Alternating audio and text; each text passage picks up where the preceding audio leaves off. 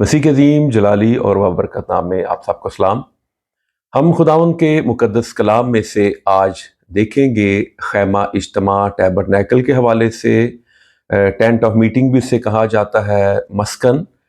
اور یہ خیمہ اجتماع کے حوالے سے جتنے بھی حوالہ جات وہ ایک سیکونس کے ساتھ موجود ہیں، وہ خروج 25ویں باب سے 40ویں باب تک اس کا ذکر ہے۔ اور پوری بائبل میں خیمہ اجتماع کو بیان کرنے کے لیے کل 50 ابواب ہیں، جن میں خیمہ اجتماع کو، اس کی ساری ترتیب کو، اس کی تیاری کو، اس کو کیسے لگایا جاتا تھا، کیسے اکھاڑا جاتا تھا، یہ 50 ابواب بائبل مقدس کے اس بات کے لیے مختص ہیں۔ خیمہ اجتماع جو ہے، اس کا جو نمونہ ہے، یہ روحانی زندگی گزارنے کا نمونہ ہے۔ اور خیمہ اجتماع کے حوالے سے خیمہ اجتماع کی جو لمبائی تھی یہ 150 فٹ تھی، اور اس کی چوڑائی 75 فٹ تھی، اور اس کی اونچائی 7.5 فٹ تھی۔ اور اس کا جو دروازہ تھا وہ مشرق کی طرف تھا، اور یہ 30 فٹ چوڑا دروازہ تھا۔ خیمہ اجتماع کا جو پاک مقام اور پاک ترین مقام کا جو حصہ تھا وہ سارا 45 فٹ لمبا تھا، وہ 15 فٹ اونچا تھا اور 15 فٹ چوڑا تھا۔ اور خاص جو پاک مقام تھا اس کی اگر ہم پیمائش کو دیکھیں تو وہ 30 فٹ لمبا تھا اور 15 فٹ اس کی چوڑائی تھی۔ اور اگر ہم خاص طور پر ہولی آف ہولیز کو دیکھیں، پاک ترین مقام، یہ 15 فٹ لمبا تھا، 15 فٹ اونچا تھا اور 15 فٹ یہ چوڑا تھا۔ اور اس کے 3 حصے تھے، یعنی یہ صحن تھا، پھر پاک مقام تھا اور پاک ترین مقام تھا۔ اس کے اگر ہم جیسے یہ 3 چیزوں کا مرکب تھا خیمہ اجتماع، اور جیسے انسان جو ہے وہ بھی 3 چیزوں کا مرکب ہے، 3 چیزیں اس کے وجود، اس کی شخصیت کا حصہ ہیں، جیسے روح، جان اور بدن۔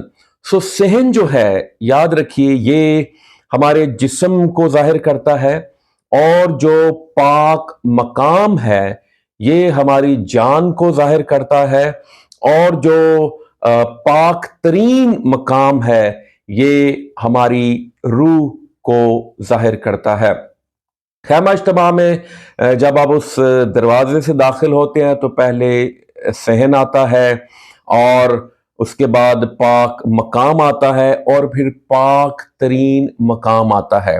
لیکن جب خدا نے اس کو بنایا ہے تو بنانے کی ترتیب کچھ یوں تھی، وہ اندر سے شروع ہوتا ہے، یعنی پاک ترین مقام پہلے ہے، پھر پاک مقام ہے، اور پھر صحن ہے۔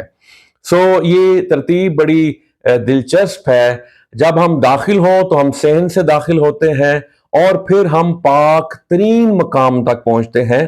لیکن خدا جب بنوا رہا ہے خیمہ اجتماع کو تو وہ اندر سے، اس کا مطلب ہے خدا سب سے پہلے میرے اندر کام کرتا ہے، مجھ سے وہ کام اپنا شروع کرتا ہے۔ جب میرے اندر کام ہوگا تو پھر میں خدا کا کام کرنے کے لائق ہو جاؤں گا، تب میں خدا کا کام کرنے کے قابل ہو جاؤں گا۔ پھر یہ میری روح سے جان میں، اور پھر جو ہے جسم میں یہ کام ہوتا ہے۔ خدا یہ چاہتا ہے کہ ہم مکمل طور سے اپنے آپ کو خدا کے تابع کر دیں۔ اور پھر خیمہ اجتماع کیا ہے؟ خیمہ اجتماع جو ہے یہ دعا کرنے کا نمونہ ہے، دعا کرنے کی ایک ترتیب ہے۔ جیسے ہم نے پہلے دیکھا کہ صحن ہے، پاک مقام ہے، پاک ترین مقام ہے۔ سو جب ہم دعا کرتے ہیں تو ہمارے کچھ جو پہلا وقت ہوتا ہے شاید 5 منٹ 10 منٹ اور کبھی کبھی ہمیں زیادہ ٹائم بھی لگ جاتا ہے، ہم دعا جو ہے وہ جسم سے شروع کرتے ہیں، شاید ہم پر نیند کا غلبہ ہو، ہم سستی کا شکار ہو، بہت سی فکریں، بہت سی پریشانیاں، بہت سی آزمائشیں ہوں، اور ان سے ہمیں ان پر غالب آتے ہوئے، یعنی جسم پر اس کی خواہشوں پر غالب آتے ہمیں پھر جان میں جانا ہوتا ہے۔ اور جان میں آپ یاد رکھیے، جان میں آپ کے سارے جذبات ہیں، آپ کے ایموشنز ہیں۔ سو دعا آپ جسم سے، پھر جان میں، اور جان سے پھر آپ نے روح کے اندر ایکچولی آپ کے کام ہونا چاہیے، یعنی صحن ہے، صحن سے آپ نے پاک مقام، اور پھر پاک مقام سے پاک ترین مقام میں پہنچنا ہے۔ سو یہ بڑا مشکل کام ہوتا ہے کہ جسم سے آپ جان میں، اور جان سے پھر جب آپ روح میں، یعنی آپ کی روح میں، آپ کی روح جو ہے وہ خدا کی روح کے ساتھ ایک ہو جاتی ہے، مل جاتی ہے، وننس جسے کہتے ہیں، جب ایک ہو جاتی ہے تو پھر پاک ترین مقام وہ ہوتا ہے جہاں پر خدا جو ہے وہ بولا کرتا تھا، جہاں سے خدا کلام کرتا تھا۔ پھر جب میری روح خدا کی روح کے ساتھ مل جاتی ہے، خدا کی روح میری روح پر غالب آ جاتی ہے، تو پھر خدا مجھ سے بولتا، پھر خدا ہم سے ہم کلام ہوتا ہے۔ ہالیلویا۔ سو ہمیں اس کے لیے وقت درکار ہوتا ہے، ہمیں وقت خداوند کی حضوری میں، پریزنس میں گزارنا ہوتا ہے، اور ہم کبھی کبھی جسم ہی میں دعا کر کے، جسم میں ہی اس سستی کے عالم میں، یا نیند کی حالت میں، یا جمائیاں لیتے ہوئے، یا فکروں اور سوچوں کے ساتھ ہم جسم میں دعا شروع کرتے ہیں اور جسم میں ہی ختم کر دیتے ہیں۔ سو یاد رکھیے، ہمیں جسم پر غالب آتے ہوئے، جذبات پر غالب آتے ہوئے، ہمیں روح کے اندر، یعنی میری روح جو ہے وہ خدا کی روح کے ساتھ ایک ہو جائے، سو پھر یوں ہم زبردست دعا کر سکتے ہیں۔ خیمہ اجتماع کیا ہے؟